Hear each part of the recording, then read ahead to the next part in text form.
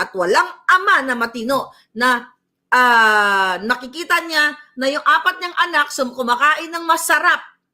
Ang 4 na anak ay gutom o pulboronic o nalululong sa masamang bisyo katulad ni Bangag, yung tatay ninyong Bangag. So yun yung mga titignan ninyo na dito sa bansang Pilipinas, sa bansa ninyo ay talagang masyado na pong talamak. If you talk about diplomatic, ayan, paulit-ulit natin na walang diplomacy itong taong Bangag na ito na si Kuting.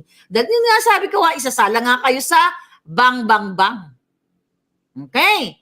So, alam mo yung mga binabanggit natin dito, fall ito lahat sa dapat wala na siya sa pwesto niya.